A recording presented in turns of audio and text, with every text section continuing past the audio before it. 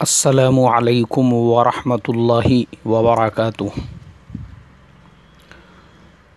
मोहतरम भाइयों, बुज़ुर्गों, दोस्तों,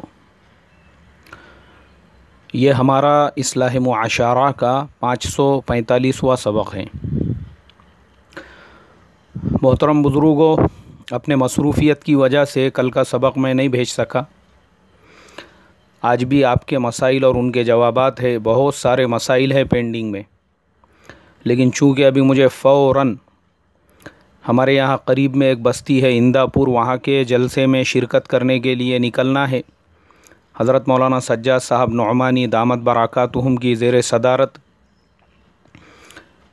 बहुत बड़े जलसे का उन लोगों ने इनेकाद किया हुआ है, जिसमें भारत मुक्ति मोर्चा के भी बहुत सारे लीडर्स, वामन मेश्राम साहब वग़ैरह आने वाले हैं और मुझे भी दावत है।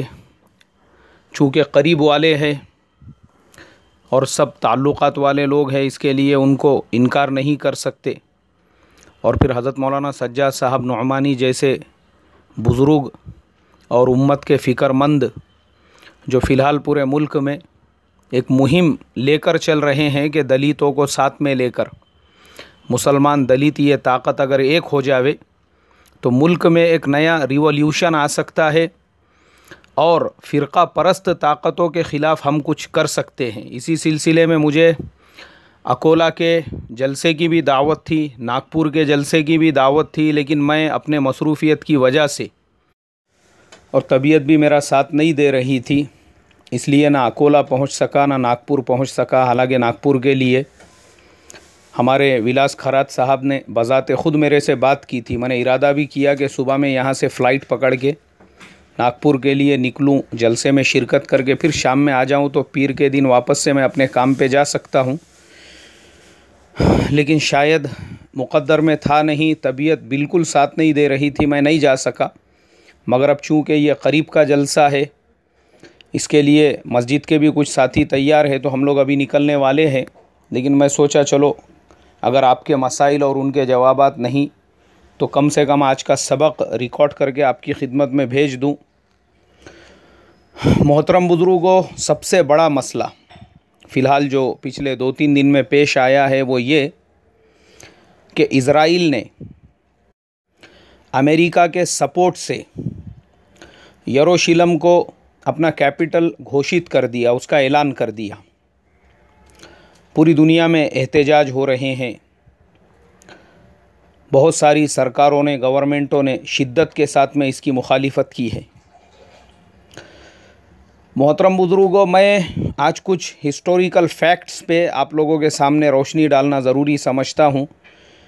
पहले तो मुसलमानों को आज तक यही पता नहीं था कि यरूशलेम क्या है, क्यों है, उसको वो कैपिटल है भी या नहीं है। अब चूँकि मसला मोहतरम बुज़ुर्गों इज़राइल से बड़ा, अमेरिका से बड़ा हम मुसलमानों का मसला है। हम एक तो तोस और गोश्त खाकर बेहोश रहने वाली कौम है। हमारी कौम में से कितने लोग ऐसे हैं जिनको पूरी क्या पूरी मुकम्मल तारीख़ पता है, इज़राइल कैसे वजूद में आया, क्यों वजूद में आया, ये तमाम बातें हमको पता नहीं है। तो मुझे आप बताइए कि आगे की जो चीज़ें हैं और इज़राइल के जैसी ताकत है, वो आज इतनी अपनी टेक्नोलॉजीज़ के अंदर इतनी ज़्यादा लेटेस्ट टेक्नोलॉजीज़ उनके पास में है, इतनी एडवांस टेक्नोलॉजीज़ उनके पास में है कि इज़राइल ने ऐसी मक्खियाँ और मच्छर तैयार किए हुए हैं जो फ़लस्तीन की, उसके अतराफ़ में जो मुस्लिम ममालिक है, उनकी जासूसी कर सके। और हम मुसलमानों का हाल ये है कि किताबें खोलकर हमको पढ़ने की फ़ुर्सत नहीं है।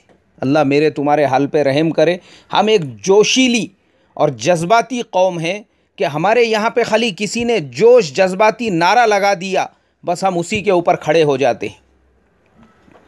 अंधे बहरे बनकर एक आधा वीडियो देख लिए तो हम जज्बात में आ गए, एक आधा मैसेज पढ़ लिए तो हम जोश में आ गए, लेकिन उसका जो फैक्ट्स है, उसकी जो बेस है, उसकी जो तारीख़ है, उसकी जो जड़ें है, वहाँ तक हम जाने को और पहुँचने को तैयार नहीं है। और इसमें कसूर हमारे उन रहबरों, रहनुमाओं का भी है जिन्होंने हमको गुमराह करने का काम किया।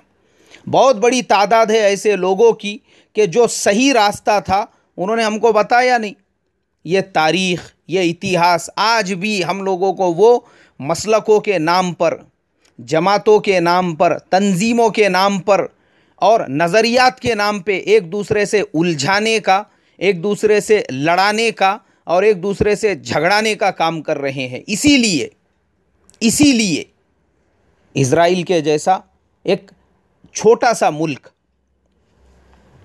ज़बरदस्ती कब्ज़ा करके जो वजूद में आया, उसकी ताकत आज इतनी बढ़ चुकी है कि उसके अतराफ़ में जो 55 मुस्लिम ममालिक है वो उसका बाल भी नहीं उखाड़ सकते।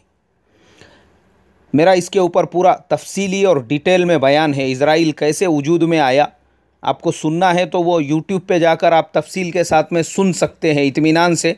अभी फ़िलहाल मुझे दूसरे टॉपिक पे बात करनी है। 55 मुस्लिम ममालिक है इज़राइल के अतराफ़ में, वो उसका कुछ भी नहीं कर सकते। क्यों नहीं कर सकते? क्योंकि उसने पहले ही इन मुस्लिम ममालिक को मसलकों के नाम पर, नज़रियात के नाम पर ऐसा लड़ाया आपस के अंदर। ये एक दूसरे के दुश्मन बने हुए हैं। एक कुरान पढ़ने वाले, एक अल्लाह की इबादत करने वाले, एक नबी को अपना नबी मानने वाले, एक क़िबले की तरफ चेहरा करके नमाज़ पढ़ने वाले। इनकी नमाज़ें उतनी ही है, इनके रमज़ान के रोज़े उतने ही हैं, इनका अल्लाह एक, इनका नबी एक, सब कुछ एक है।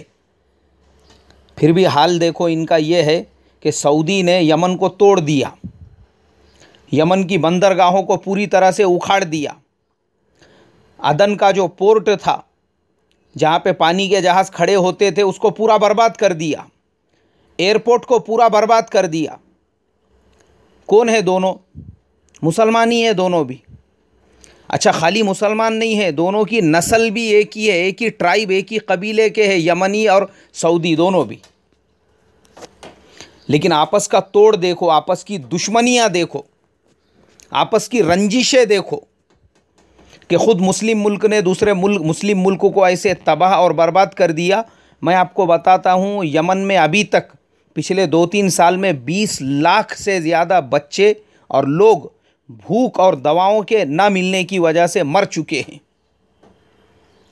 पानी का जहाज़ नहीं जा सकता, हवाई जहाज़ के लिए पूरे पोर्ट को उखाड़ दिया हुआ है। बाहर मुल्कों से जो अनाज आता था, जो दवाएं आती थी, जो चीज़ें आती थी, वो पहुंच नहीं सकती। लोग मर रहे हैं वहाँ पे भूख की वजह से, दवाएं नहीं होने की वजह से। ये हाल हो चुका है। कोई हुकूमत नहीं है, कोई गवर्नमेंट नहीं है, पूरा जंगल राज चालू है। जिसकी जहाँ जो चलती है बस उसने अपनी हुकूमत वहाँ पे कायम कर लिया है। क्योंकि वहाँ के जो राजा थे अली अब्दुल्ला सालेह, मुल्क छोड़ के भाग गए हुए हैं। अब जब बादशाही अपना मुल्क छोड़ के भाग गया तो मुझे आप बताइए फिर मुल्क की बागडोर किसके हाथ में रहेंगी? ख़ुद मुस्लिम ममालिक ने मिल के मुत्तहिदा तौर पे कतर के ऊपर पाबंदियाँ लगा दी। काई की वजह से? हसद की वजह से, जलन की वजह से। अपने दरमियान का एक छोटा सा मुल्क है, वो तरक्की कर रहा है, उसने वर्ल्ड में अपनी एक पोजीशन बनाई है। वहाँ पे अभी फीफा वर्ल्ड कप होने वाला है, दुनिया की सारी ताकतें वहाँ झुकी हुई है। जिस मुल्क में आप देखेंगे, आपको सुन के हैरत होंगी, कतर की जो टोटल आबादी है उस आबादी से तकरीबन 10 गुना ज़्यादा लोग वहाँ पे बाहर मुल्कों के हैं। कतर की आबादी का 15, यानी जो आज वहाँ पे आबादी है उसमें से कतर के ओरिजिनल जो सिटीज़न है वो सिर्फ 15% है।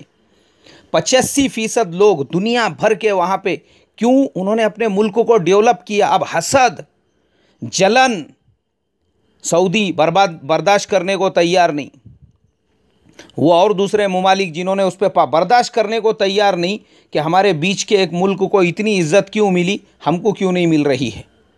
अपने ही भाई के दुश्मन बन के उसके ऊपर पाबंदियाँ लगा दी, उसके ऊपर तरह तरह से जो है शिकंजा कस दिया। आपको मैं बता दूं, पूरे वर्ल्ड में, पूरी दुनिया में जो इकनॉमी है वो पहले नंबर पर लग्जमबर्ग की है और दूसरे नंबर पे कतर की है।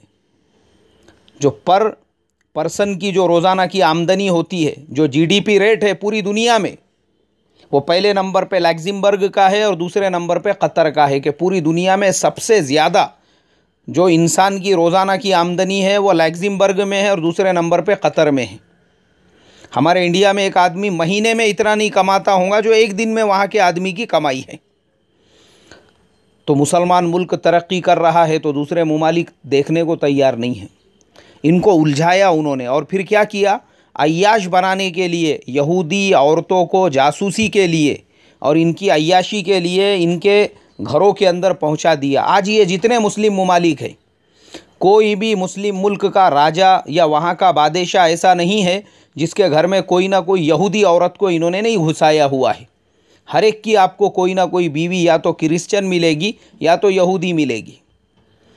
मुल्क शाम का जो गवर्नर है बशरुल असद, उसकी माँ वो ख़ुद एक यहूदिया थी। उसका बाप जो था हाफिज़ अल असद, उसने एक यहूदी औरत से शादी की और उससे ये पैदा हुआ। अब आप मुझे बताओ, वो यहूदी माँ से पैदा होने वाला जिसका नाम तो मुसलमान है लेकिन एक मुस्लिम मुल्क का वो जो हुक्मरान और वहाँ का बादशाह बन के बैठा हुआ है, वो अब मुसलमानों के साथ क्या सुलूक कर सकता है, वो आप ही सोचो। इसीलिए आप देखो सीरिया का क्या हाल है। आधे मुल्क को इसने जहन्नुम बना दिया हुआ है। 50 लाख से ज़्यादा लोग बेघर हो चुके हैं। बस्तियां उजड़ चुकी है। मरने वाले कौन? मुसलमान। अब इसके दिल में उनकी क्या हमदर्दी आएंगी, क्या मोहब्बत आएंगी मरने वालों की, इसलिए कि इसने तो जन्म एक यहूदी माँ के पेट से लिया हुआ है। मोहतरम बुजुर्गों, ये अलमिया है, अलमिया मुसलमानों का। आज जिन हालात का हम शिकार है ये हमारे अपने करतूत की वजह से। हिंदुस्तान में यहाँ बैठे बैठे हम उनका गम मना रहे हैं। एहतजाज, हमारा एहतजाज कहाँ चालू है? सोशल मीडिया पर, व्हाट्सएप और फेसबुक पे। ऐसे ऐसे तो बहादुर है हमारे मुल्क के अंदर। और ख़ुद इनका अपना हाल ये है कि जब मसलक की बात आती है ये कुत्तों के जैसा लड़ते हैं, कुत्तों के जैसा। तो पहले अपने अंदर का कुत्तापन निकालो, उसके बाद जाके तुम्हारी बात इज़राइल के ऊपर असर करेंगी और फिर तुम्हारी ताकत जब एक होंगी ना तो फिर उसके बाद में उसका कुछ रिज़ल्ट आएगा। पहले अपने अंदर का कुत्तापन निकालो ये मसलक के नाम का, और जहाँ एक ही मसलक में 2-2, 3-3 टुकड़े बनकर आपस में लड़ने का काम कर रहे हैं। ये कुत्तापन तो हमारे अंदर है। देखता हूँ मैं बाज़ लोग जो उम्मत के इत्तेहाद के लिए और कौम के अंदर जोश और जज्बा पैदा करने की बातें करेंगे कोट टाई वगैरह पहनकर, लेकिन जैसी उन्होंने किसी और मुसलमान स्कॉलर को देख लिए पैजामा कुर्ते वाला है तो ऐसी आग लग जाती बदन के अंदर। और फिर एक मुसलमान दूसरे मुसलमान की हिजू, दूसरे मुसलमान को जलील करने में, उसको हकीर बताने में। ये पैजामे कुर्ते वालों को क्या दीन समझता बोले? इनको थोड़ी कुछ मालूम है, दुनिया की कुछ मालूमात नहीं है इनको। हम इनसे ज़्यादा शाने क्यों?